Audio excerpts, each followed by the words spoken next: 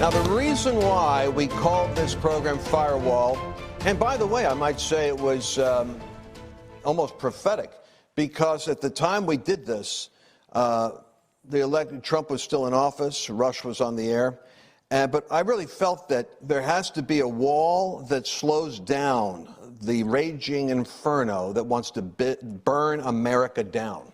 And so Firewall is about putting up a resistance. This is the real resistance wall. And part of that is getting clear. There's so many people, so many conservatives, and so many people of faith out there still stunned over the January 6th, I would say, theatrics that surrounded what happened in the Capitol, because we had months of incidents happening around the country, and there was no agitated language about the insurrection and destruction of America. In fact, Donald Trump couldn't even send troops to go protect citizens because the left was up in arms about the inappropriate use of force. So what you've got here in America is a traumatized 75 million.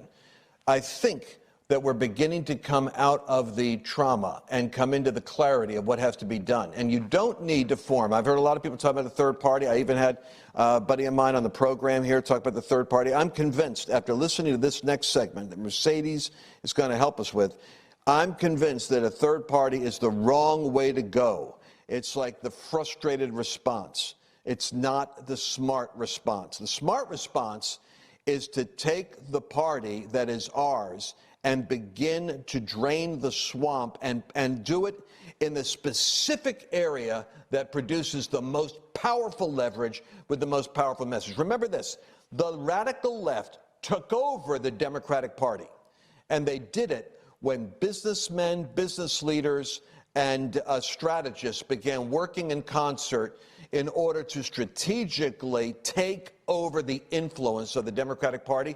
So now the radical left is in the cockpit trying to basically crash the American plane. We are also in that same cycle. We don't need to get another plane. We need to take over the party we're in so that we're navigating to a victory. Mercedes, talk to us about the plan. Definitely. Well, yeah, so we've got some clips here from this great segment this week on War Room. And when we talk about, other voices out there like Rush's, I really believe Steve Bannon falls in that category in terms of explaining what's coming, what's really going on, and what we really need to be focusing on. I think everybody on this network is a War Room fan. But one of the things that really stood out to me this week was this interview with Dan Schultz, and this is exactly what Lance was just talking about. We need to take over our party, and surprise, surprise, there's a ton of areas we could fill in. So let's roll our first clip, and we'll talk about it. Conservatives need to get organized and united where they live for real political action, and the best organization to do that inside of is, wait for it, I said political activity. It's a political party. And the members of the Republican Party are the precinct committeemen of the party. And it doesn't cost anything to do it. It just takes a little bit of time, a little bit of knowledge. It's all on my site. And you're the elite when you're a precinct committeeman. You're about 1 out of 125 Republicans. Only about 1 out of 125 can be a precinct committeeman. And the reason it's so powerful is you elect everybody in the party, all the way up to the RNC. If you want to change the RNC, you got to become a precinct committeeman. So let's go to the first slide. It's number 26. And it's just a graphic that shows the party as it is today and what it could be. Right now on the left, it shows that the party's at about half strength. Oh, there's 400,000 of these slots approximately. Only about 200,000 are filled. I want you to catch that. I asked him to pause it because there are 200,000 spots vacant currently to become a committeeman, or I guess committeewoman. I don't know what's PC these days. But we should be involved, we should be engaged, and it's free. You just go and you go through a process, you become a committee person. So I wanted to stop it there because I wanted you to hear how many vacancies there were. And so, Mr. Producer, let's play the next clip and we'll talk about that one. If conservatives would fill up all the vacant slots 200,000 conservatives invade the party, fill up all the vacant slots. Now we've got a full strength party, 100% strength, 75% majority conservatives electing conservatives to all the leadership positions. So if you can put 27 up, that basically graphically shows the strategy. I'm going to peel off people. If you're in a group already, you're a Tea Party, you're a Right to Life, or the Angel Moms, gun people, pro-military people, evangelical Christians, the free marketers, immigration patriots. Also become a precinct committeeman. Find your local committee, join it as a precinct committeeman. Now, look, this is so important we get this.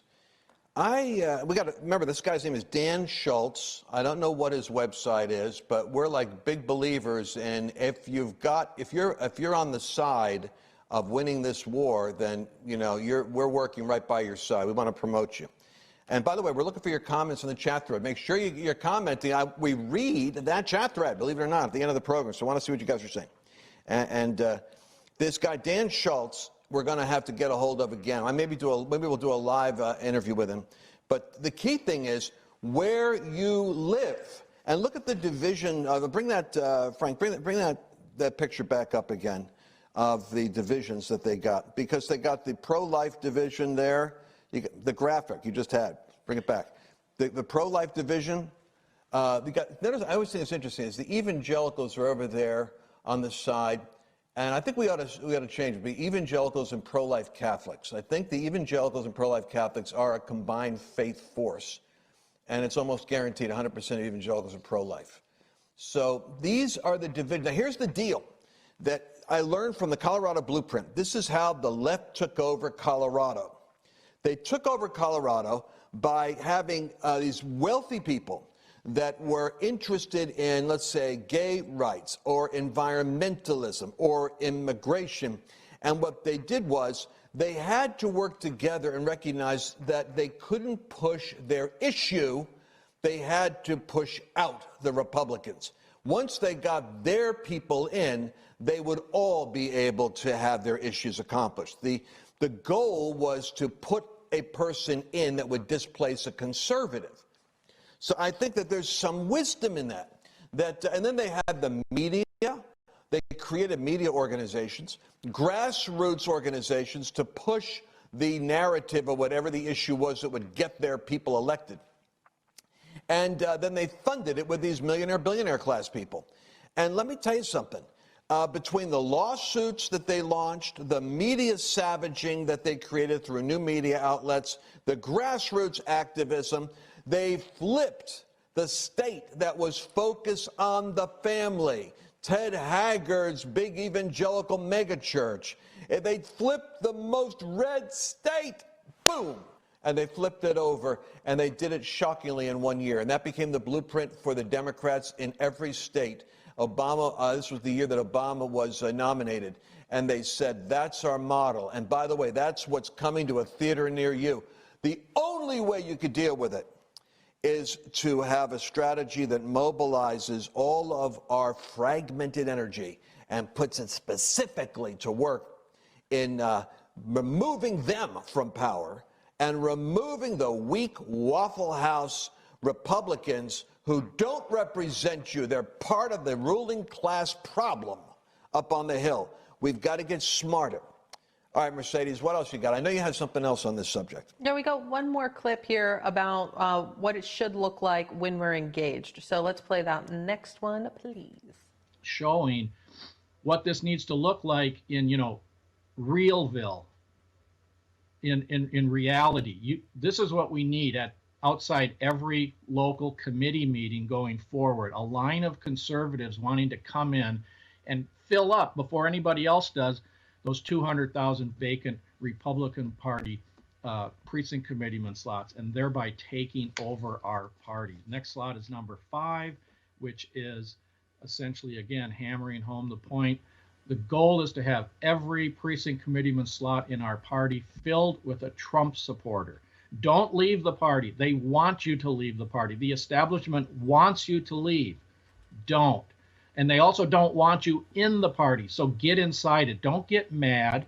get even, become a precinct committeeman. I love that line. So I like it, right? We got to stop talking about leaving the party.